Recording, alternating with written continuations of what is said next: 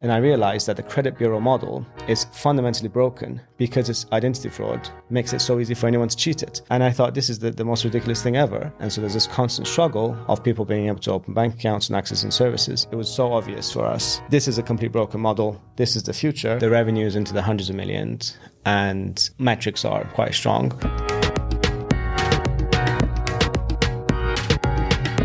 Today we have with us a very special guest, Husayn Kassai, who's the first ever unicorn founder to come to this podcast. He's the exited founder of Onfido and is a current CEO and founder of Quench.ai.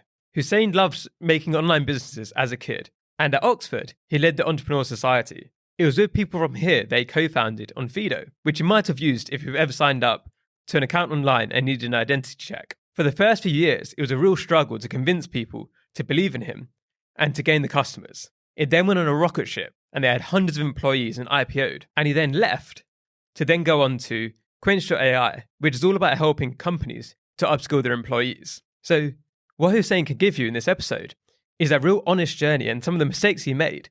And he really takes his time and puts in the effort to make it, say, it's relevant to you as an early stage founder or somebody who's thinking about starting a company. He gives you the numbers too, which is a massive help. So I hope you enjoy this episode. Hussain, you've had such an amazing journey so far, and you created a massively successful company on your second one now as well. But when you were a kid, is this what you thought you'd ever be? What were your ambitions then? I never had a specific idea early on. I think my first memory was when I wanted to be in the army, just playing with toy soldiers, but that quickly changed. Later, at some point, I found the journalist side appealing and then an academic. I think the appealing thing with both was essentially some freedom to be able to do what you do. Then I quickly realized you're actually not often free. And therefore, when I was in my early teens, about 13, when I started my first online business, like an eBay business, and I kind of started one thing after the next after that. So it was into my university career where I realized I studied economics and management, and at university I was taught all the problems that the world had, and I was told, okay, go and become a banker or a consultant. There's nothing wrong with that. I actually did an internship, but I decided no, I don't necessarily want to do this. I applied to 16 United Nations development programs in different places, didn't hear back from a single one. So in some ways, by process of elimination, I felt like the entrepreneurial journey is where I'm most suited to. Because it's interesting because you started businesses when you were younger as well. But that first, like Onfido, when you were at university, doing that as a student and trying to create this company that's going to make such a huge impact, did you have the dreams for it to be that big right at the start, or where did the seeds for that come from? Not necessarily. That would have been the hope, but there was nothing beyond our wildest dreams that came, how big it could be. So I remember it was myself and one of my co-founders. I was a president and he was a vice president of the Oxford Entrepreneur Society. And we raised about £52,000 on sponsorships. This is back in 2011. And towards the end of that year, I told him, hey, we've seen many entrepreneurs and startups come and go. Instead of you and I, with our third co-founder, going into the city and working, if we just started the entrepreneurial journey, and hypothetically, if we were to raise the same amount of revenue that we've generated here, but from customers, we would be a software company, and that would be a multiple of 10x. It'd be a £500,000 company with the same effort. I was trying to persuade him. I just running through the numbers. And I'd say is worth more in 1 year than wherever you could do in the city. So please join. And so at the pitch was, let's work hard, and we might one day build £1 million company. And that was a sufficient pitch to persuade our third co-founder to join.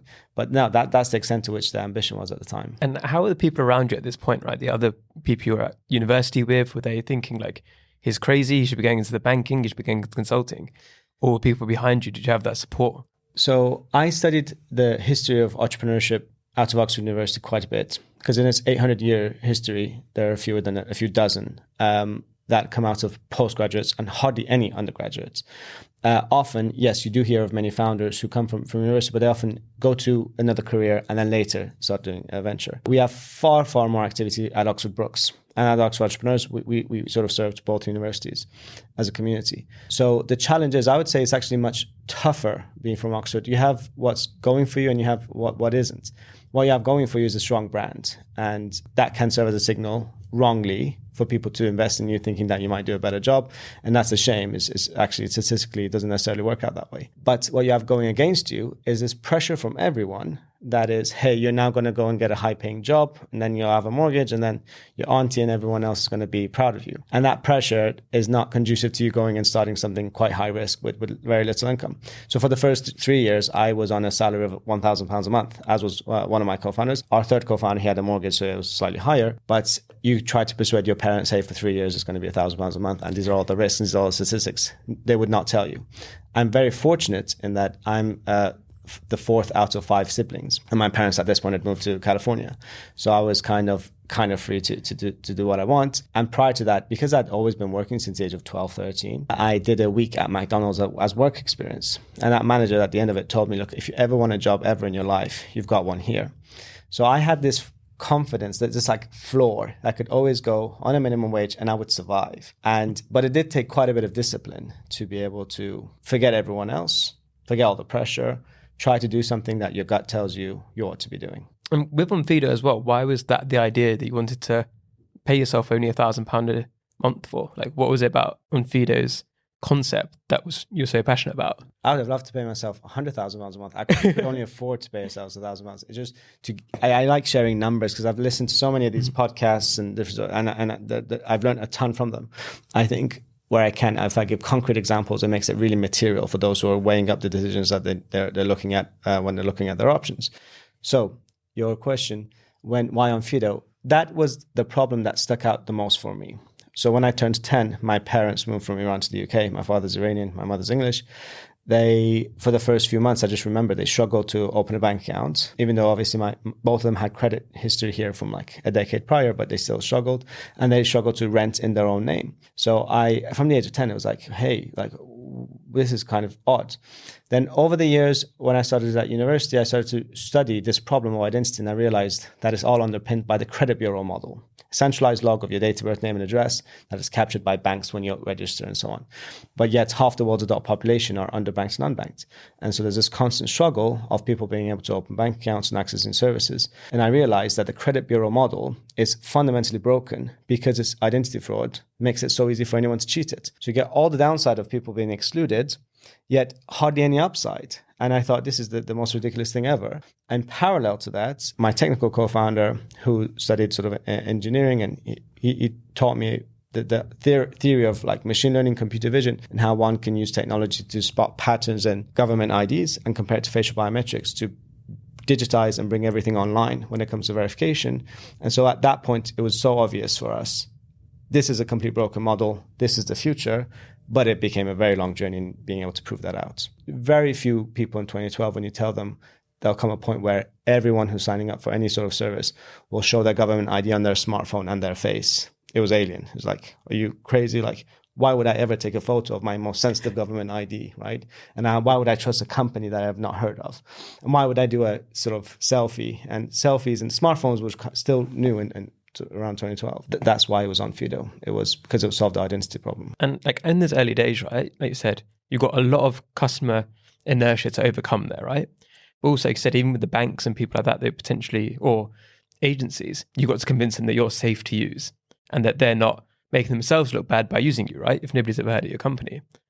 How did you get through that struggle in the early days? Like, how did you cope? And like I said, on such low income, what were you doing? It was tough. So we had a vision around how to solve the problem, and we were very clear about that.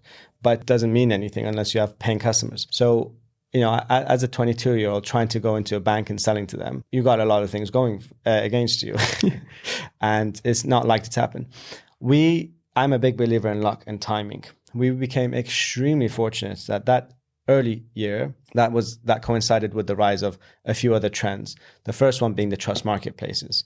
So this is where you had on-demand nannies, tutors, cleaners, doctors coming to your house, often being onboarded remotely, and therefore there'd need to be a strong identity verification. Or trust marketplaces like BlaBlaCar, car sharing, home sharing, where essentially identity became more important. So they were like us, pioneers and trying something new, and therefore they realized that even though they may not have wanted necessarily to work with us because we carried risks, we were early, we didn't have a proven product, but they had no choice. And so it was a really great early partnership between us, other startups. We had to coexist for us both to survive. And then we built that. And then 2014, as the product became better, in 2014, it was the first fintech wave, you'll recall. Virtual banking licenses really started kicking in, neobanks and fintech, the rise of fintech, direct debit payments and so on. And then 2-3 years of building with that. In 2017 was when the mainstream banks started to realize, hey, we need to start digitizing our offering. And at that point, the gold standard became Onfido, and we were lucky. So now we're across all the mainstream banks, predominantly Europe and in the US.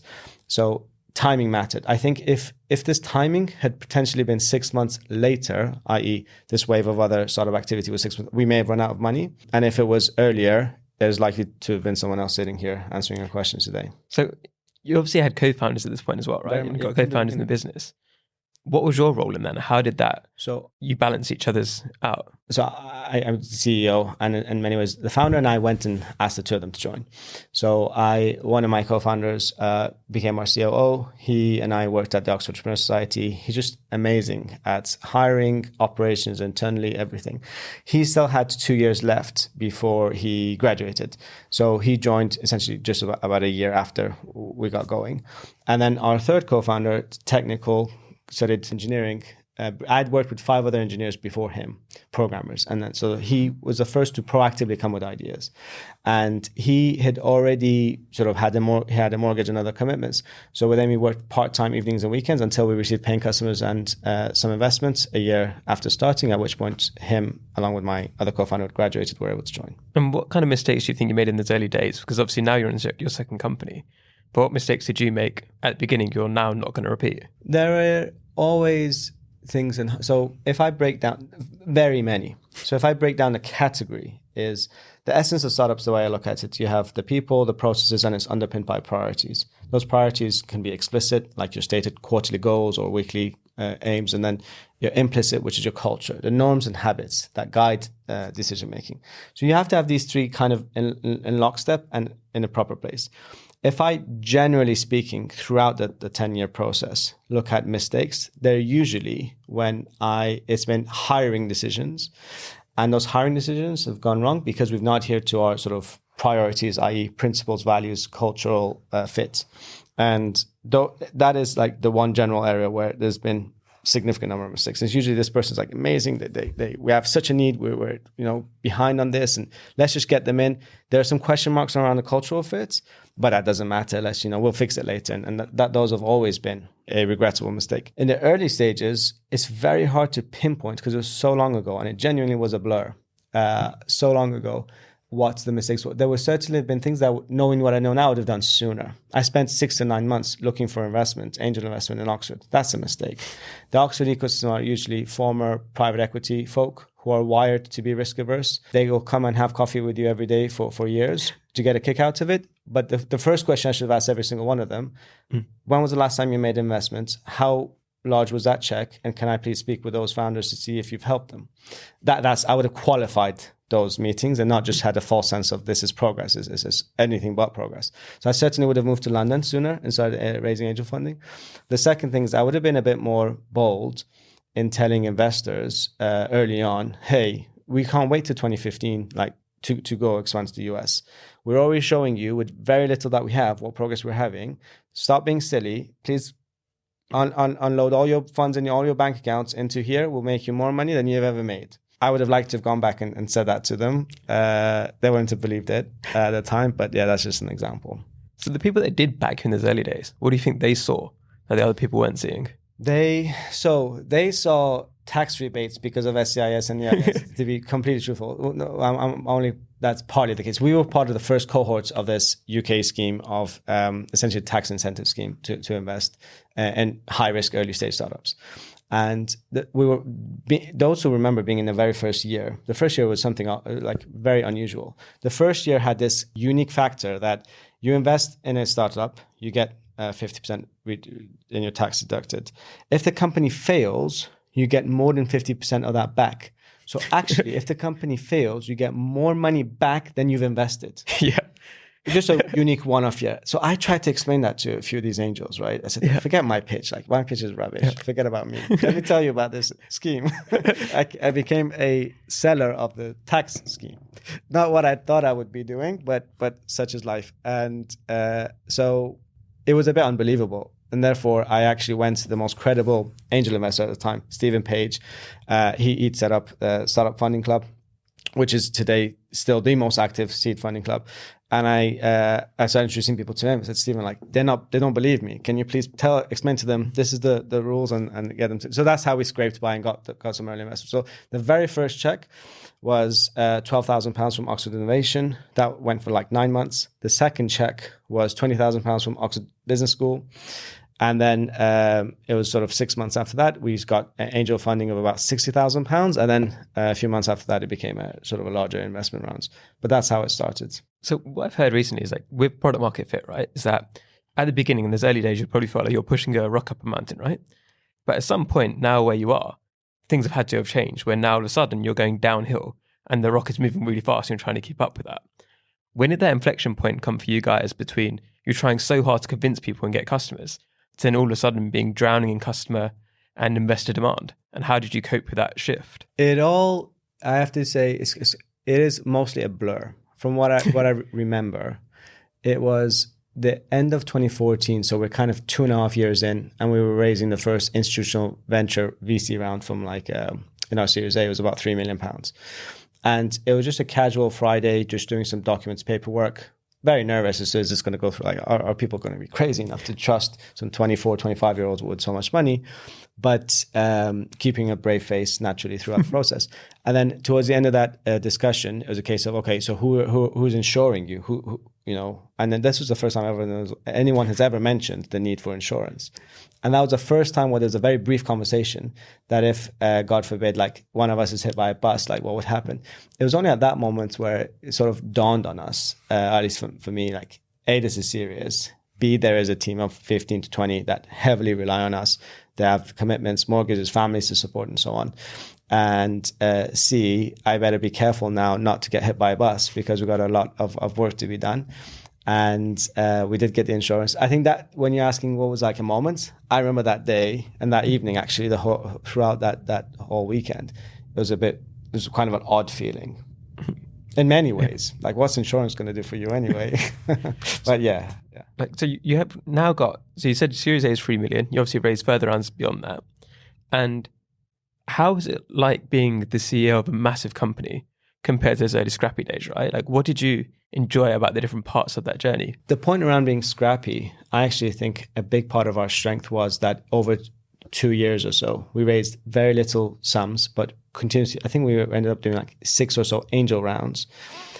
We had to be so lean and we had to learn the fundamental skills of being frugal and disciplined to be able to, you know, if you've got only £12,000, you really need to be very clever about and very calculated about how you're going to deploy that and what matters and what doesn't matter and testing and so on. So being very, very lean. So we had to be lean because we were forced to being lean.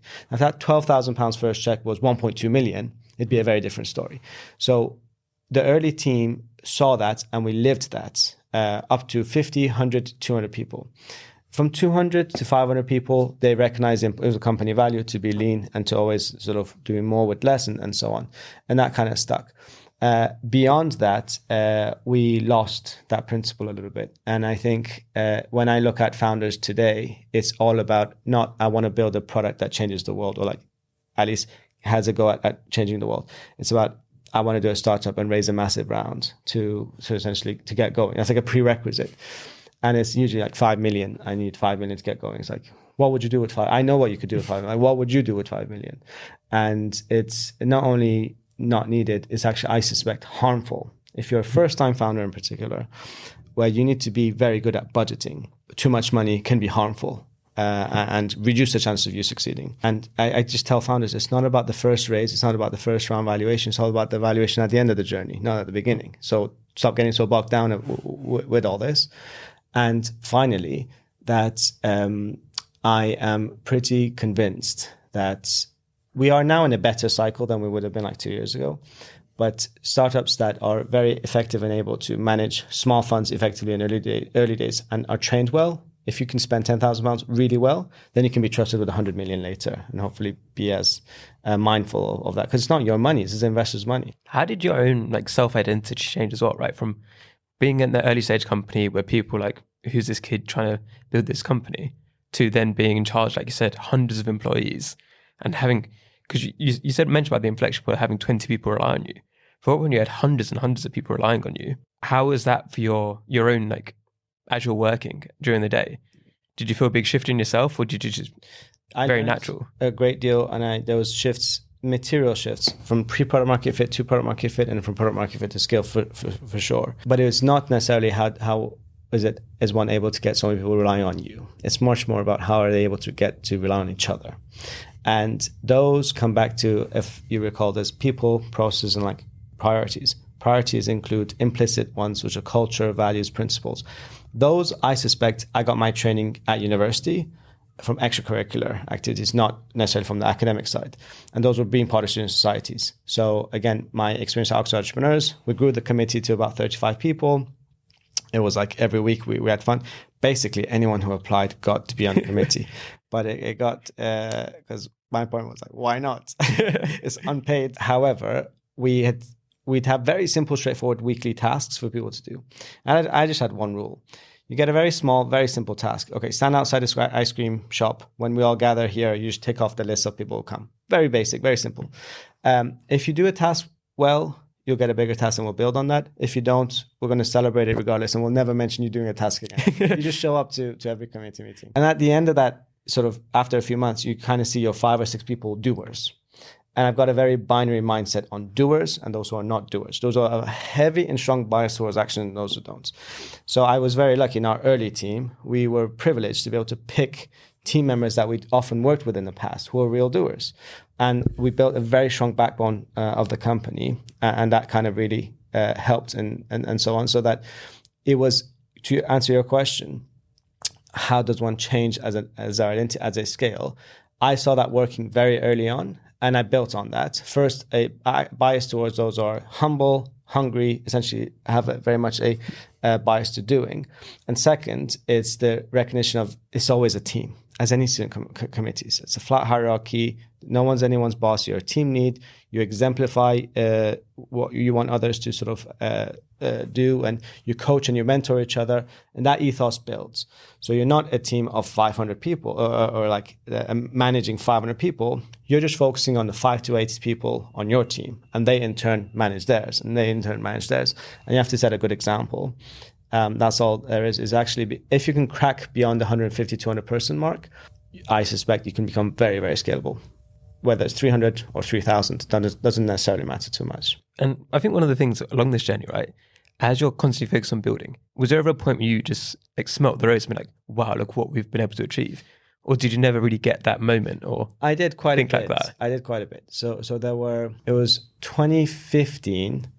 So 2015, we'd just soon after raising our Series A, we wanted to expand into the US. And most people, not most, everyone around the table said, no, this is silly. You normally have to have 20 million of revenue in your home country before you go into the second country. The US is notorious for being difficult, expensive, and the rest of it. And I can't remember exactly. I think our revenues must have been less than £100,000, nowhere near 20 million. But I'm fortunate in that we completely ignored that. We recognize this is a race. The first to get clients gets the data, trains the AI or narrow AI machine learning models, builds the best product, becomes the biggest company. And if you don't crack the US, you're not going to be taken seriously. So got my backpack, went over to stay with my parents, and started working on getting the first customers. Now, it took a number of years. 2015 hardly made any progress. But when it comes to trying to get to that moment where we became big, it's usually when someone says that, oh, I've used this product. And that was quite normal in the UK. By 2015, most people may have heard of it or gone through the experience. But in the US, it was a family friend who'd said, yes, I know of Onfido, I've gone through the check, and I'm really, it said something very complimentary about it. And that's the moment I thought, wow. So in my head, we were just like a UK small thing. I'm trying in the US to grow us. But at the time, we had a few international clients, but not many. But finding someone that had used the product and was so complimentary about it was a great feeling. And to give people listening now an idea of like how big Onfido is or how much you've been able to achieve, what have been the biggest highlights there, or what? Where are you today? So as far as like figures that are public, the revenue is into the hundreds of millions, and metrics are quite strong. It is the actual thing for me that is the biggest indicator of a healthy startup is the growth rates. Really, you live and die by your growth rate in a startup world. You can sugarcoat it as much as you want. You can do as many press releases. That's kind of it. And secondly is your culture score. So if you would force me to only be able to ask 2 questions from scale-ups in particular, it's like growth rates and your culture score. So our culture score, we use a tool called Peakon, does surveys around the team saying what areas should we improve on, essentially how are we supporting you. And we had an average, at least certainly when I was there, like average at about 8.2 out of 10. And I looked at that really closely because that is like a pulse on the feeling of everyone. That for me is the glue, and that is a test on your priorities. Have we got the priorities right? And is, in my view, as long as that culture score or the engagement score, or essentially the metric by which how people feel about the company and your growth rate, those two are the most important and will continue to be. So you now are running Quench.ai as well, right? Where did that come about? Or when Not did as well, only. So yes. So at the end of 2020, we brought in a new CEO to help Onfido IPO, or essentially sell. I took a year off. For the last 18 months, I've been working on a new startup with some of the early Onfido team members called Quench.ai. And when you went with the IPO and stepping away, how was that process? Because I think it's very difficult because it's your baby in a way, right? You've been working it since you're at university, to then walk away and give it to somebody else to be in charge. How did you feel about that? Was that an easy thing for you to do? It was made easy by, it wasn't me walking away. I was asked to walk away for this new CEO to help IPO. So we had another 10-year plan to go. We had only really achieved the first step of 2 steps. The first step is bringing identity verification, so you can take an offline person and anchor their identity into a digital online account. We did it better than others, but I mean, it's special, it still is, but it's not game-changing. What we wanted to do, which was game-changing, was so now that you have a digital account, make that portable and reusable everywhere else. That's what really was but it was a 10-year plan, and 10 years is a long time. When I took a year off, I kind of knew that I wouldn't really I'm not a good investor. I'm usually if you have one company that sort of is lucky enough to make it, you then go on to often become an investor and sometimes do another company. So for me, I recognize I would never be a good investor because I'm quite optimistic. I've got 2 terrible characteristics. One is optimistic. So I don't even, halfway through your pitch, I just switch off and think about what we can do as opposed to necessarily what is being said. That's not good. And the second is that I like to control insofar as if I see a founder's not doing things the way I should be, I might inappropriately tell them to go on holiday while I take over. And neither of those 2 things are good. So I do support seed founders, especially if they're from Onfido, just more symbolically. But I help founders all the time. I don't need to be an investor to help. So for me, it was clear that I can't be an investor. And therefore, doing a startup was kind of normal and natural for me. And I picked a space that was in many ways a pain point that I experienced throughout the Onfido journey. And that was upskilling the team. It was a difficult process throughout and a pain point. We had some ideas around, when we delivered we had Onfido University, we had some ideas around how we could just finally solve this upskilling problem. We never were able to deliver on. So I just finally had some time to work on it. So can you tell us as well what makes Quench.ai different to other edtech companies out there? Sure. So we have, if I talk more about the problem you have is typically you have people, process, and priorities, right? Any company that has ever done well, in my view, scale-ups in the tech world in particular, they've been able to train and upscale their teams effectively so that our team members learning faster than our closest competitors. Usually, it's a core competitive differentiator if you're able to crack it. And secondly, in order to attract and hire the best team members from across the world, you have to be able to develop them. They're quite attracted by that. So it's always been a number one priority. Now, where we saw in practice our Onfido, and the pain point for me, we spent a lot of money on different course providers and different options. The challenge really was, when you look under the hood and you look at engagement numbers, they're quite low. Where we saw that there is significantly higher engagement is when there's human-led training, which is good, not necessarily scalable, but should be done regardless. But crucially, where there is relevant internal content. And that was great because we saw this is something that is a little bit more scalable. So we started spending more and devoting resources to developing internal content. And we started on Onfido University and helped team members train. Because if you want to learn about sales and you recognize this is a sales team member as a colleague, you're more likely to engage with that and actually learn from it. And the metrics started to become quite good. Engagement was high, but beyond 25 to 30 modules, what we kind of saw was that engagement went down. And we quickly realized that when there's too much content, it becomes too difficult to find relevant content, and therefore people switch off. So being an AI company, the solution to that was quite obvious.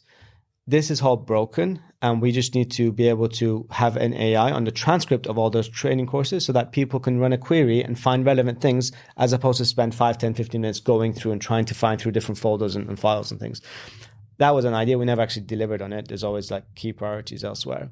But that's what we built at Quench.ai. So typically organizations, usually scale ups, what they do is they come onto Quench, they onboard, they upload all of their internal recordings. So this is your all hands, your town halls, your team meetings, your trainings for your new joiners, any other trainings that you have. Just primarily, it's all uploaded. Our AI takes the transcripts of those educational material, and then we have a user-driven interface where any employee, any team member goes in, they start querying what they want to learn. We pick from the relevant internal contents that they want to find. And then once they're in that, say, 1 hour Zoom recording, they can query it. They can say, what are the key ways I can apply this to my goals? Or how can I learn? So the two differentiators, two focus areas for us is finding relevant content faster. And secondly, once you're on that piece of content, being able to engage more and learn from it more. And it speaks to the two things that I think work well at startups. One is you typically find people say, learning is very important, but I just don't have time for it.